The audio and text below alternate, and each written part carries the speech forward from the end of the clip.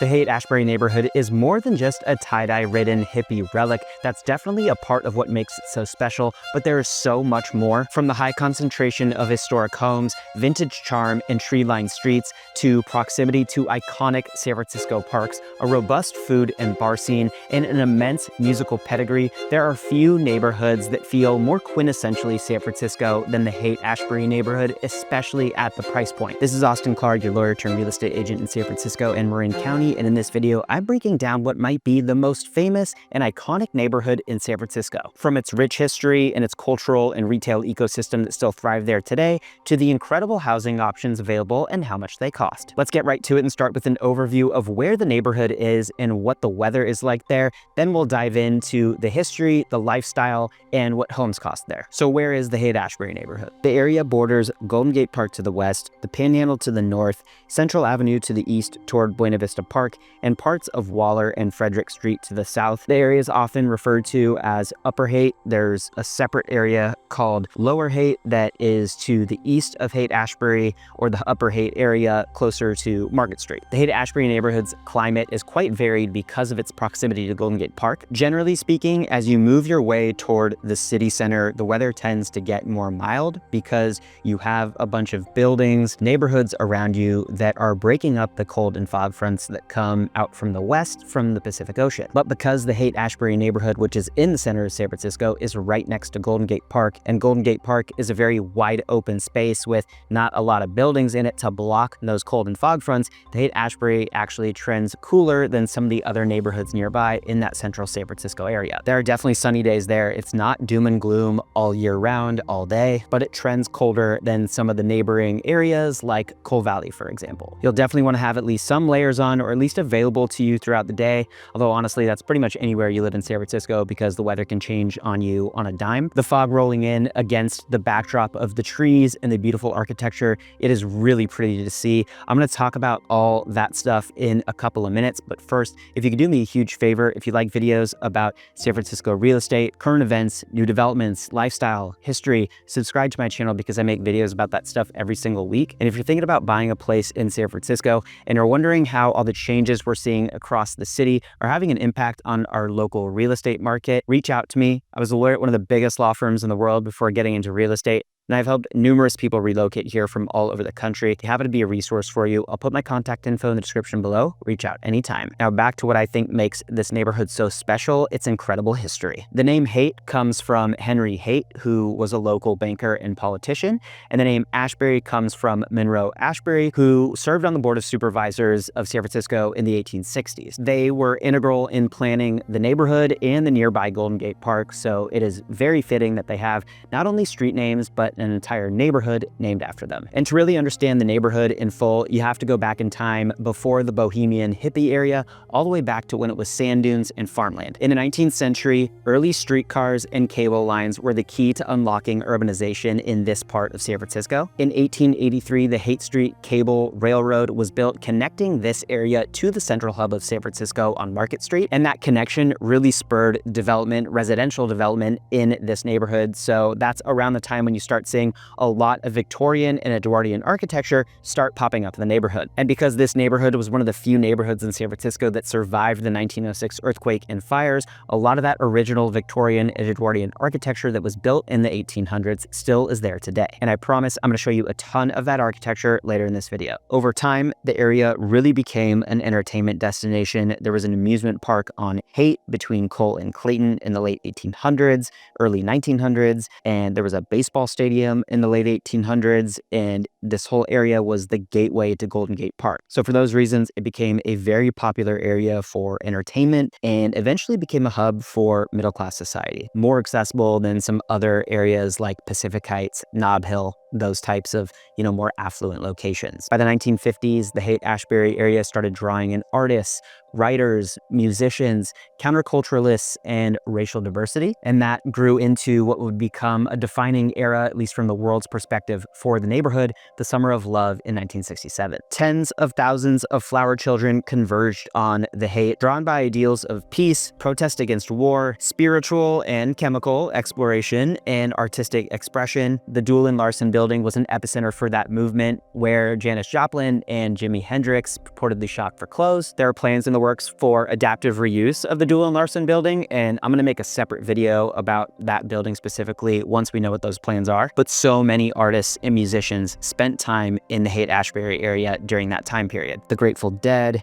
Jefferson Airplane, like I said, Janis Joplin, Jimi Hendrix, and so many others. They either lived in the area, they performed in the area, they spent time in and around the area. Over time, these types of celebrations led to issues of overcrowding, of substance abuse, and grew into, tense times with authorities. So eventually, a lot of the hippies started to move on, and by the 1970s, 1980s, demographics in the area started to shift. There was definitely still a stamp of hippie culture on the neighborhood, and you can still see that today, but over time it became more middle class, more professional, more family oriented. So that's why you see that mix of like elegant historic charm with that like tie-dye hippie vintage clothing and record vibe. And I'm going to talk about the architecture right now. So as I mentioned before, because the Haight-Ashbury is one of the few neighborhoods that survived the 1906 earthquake and fire, the original Victorians and Edwardians that were built there in the 1800s, many of them are still intact today. Over time, a lot of these big houses were subdivided and turned into multi-unit buildings, basically condos or apartments. You actually have a high concentration of condos there compared to single-family homes, even though historically most of what was built there was actually single-family. But most of what's there today, of whatever type it is one of the unmistakable charms of the neighborhood. Streets are lined with elaborate Victorian and Edwardian homes, gorgeous millwork, stained glass, decorative brackets, cornices, corbels, turrets, doors, molding, and so many vibrant colors. And it's not just a neighborhood stuck in the past. There are some homes that were modernized, mid-century modern type homes, and other modern homes in the area. The neighborhood is actually a potential target for new housing development to help alleviate our housing affordability crisis and meet current demand because of its central location, so close to so many great things. One noteworthy project is an affordable housing complex on Stanyan. It's definitely unlike anything you would have seen, 150 years ago when homes were first being built in the area. So there's definitely some tension between past and present, but because of the very strict rules on historic preservation, especially with landmark status or historical A buildings, a lot of these original Victorian and Edwardian homes remain intact there today. And aside from the incredible architecture, it remains a hub for entertainment and recreation because of its central location. From a park standpoint, you'll be hard-pressed to find neighborhoods in closer proximity to so many great parks. You've got Golden Gate Park to the west, which is one of the crown jewel parks of San Francisco.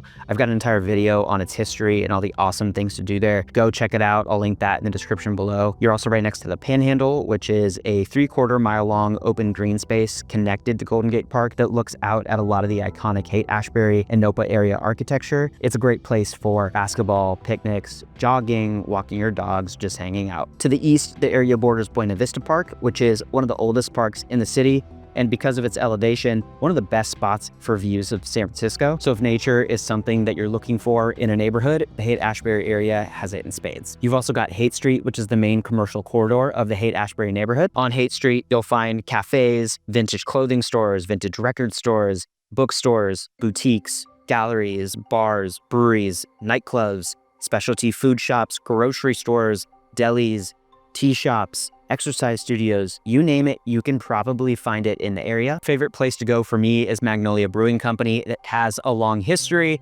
been in and out of bankruptcy, and it actually just reopened relatively recently after being closed for some time. So really great for the neighborhood and really happy it's open again. There's a Gus's Market on Haight Street, which is a local grocery store, but they also have a really awesome deli. Great place to get sandwiches, especially during the week when you're on the go. The neighborhood is also home to some awesome events throughout the year. The Haight Street Fair, which usually happens every summer, features live music, street vendors, arts and crafts. It's kind of a nod to the hippie movement in the 1960s. There are pop-up performances and exhibitions happening at the Haight Street Art Center. There are community associations associations that host block parties, walking tours, and historical commemoration events. And even though it's a relatively hilly neighborhood in the north to south direction, it's generally quite walkable because in the east to west direction, it's relatively flat, and also the area is relatively small, so everything is pretty close to anywhere that you're going to be living in the area. Another great feature of the Haight-Ashbury neighborhood is its connectivity to other parts of San Francisco,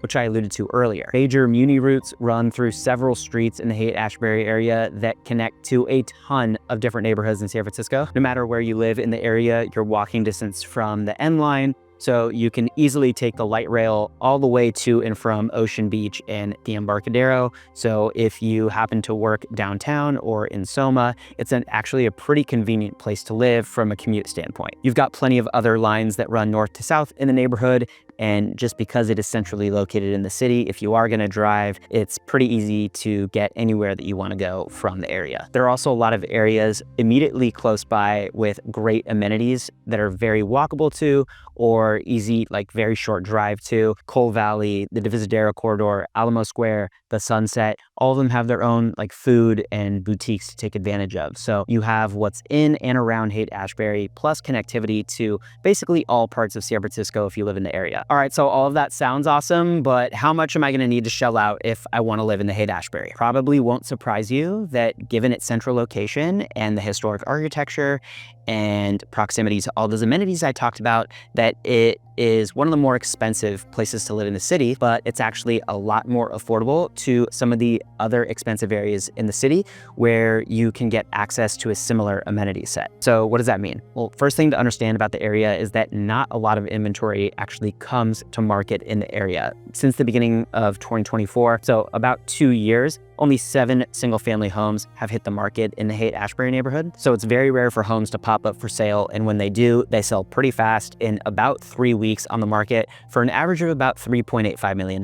Now, that's definitely a lot of money, but when you consider that the average size of these homes is around 3,600 square feet, the price per foot around $1,100 a foot is not that far above the average price per foot of homes in all of San Francisco over that period, which is about $1,040 a foot. And when you consider other areas with similar amenities and things to do like Marina, Pack Heights, Cole Valley, Russian Hill, etc., those sell for on average between $1,300 to $1,700 a foot on a relative basis. It is a lot less expensive to live in Haight-Ashbury. And for condos, it's even more in line with city average. 30 condos have sold since the beginning of 2024 in about 3.5 weeks on the market for an average of $1.32 million, just under $1,100 a foot, which is similar to the overall average in SF over that period, which is also $1.32 million, about $1,027 a foot. And again, that's way less expensive than some of the other neighborhoods that I mentioned, like Pack Heights and Russian Hill and areas like that where you have access to a similar amenity stack, where condos in those areas routinely sell for $1,250, $1,300 a foot, or even more. Well, there you have it. That's everything you need to know about the Haight-Ashbury neighborhood. It's so rich in history. There's so much to do there. It's just an overall fun place to be.